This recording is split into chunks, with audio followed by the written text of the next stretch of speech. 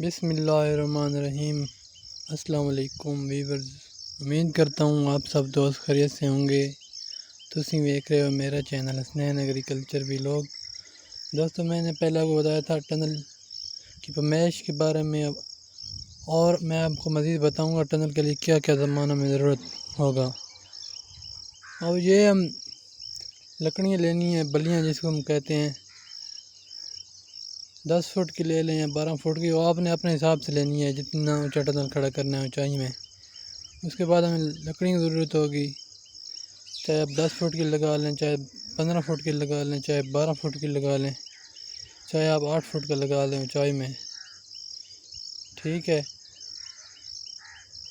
اس کے بعد ہمیں اس کی ضرورت ہوتی ہے، اس کے اوپر یہ 2 فٹ تک ہم نے اس کی صفائی کی ہوئی ہے، 2 فٹ اس کے اوپر شاپر چڑھانا ہے، ٹھیک ہے۔ یہاں تک ہم 2 فٹ کے اس کو شاپر چڑھا کے مٹی کا تیل لگا کے، اور اس کے اوپر وہ سیوی جو زہر بھی میں آپ کو بتا دیتا ہوں جو استعمال کرنی ہے آپ نے، یہ والی استعمال کرنی ہے،